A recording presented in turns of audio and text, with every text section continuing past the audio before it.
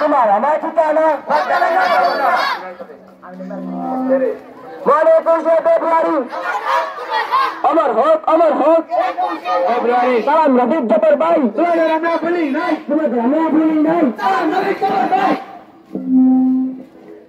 প্রয়াগরাজীর পক্ষ থেকে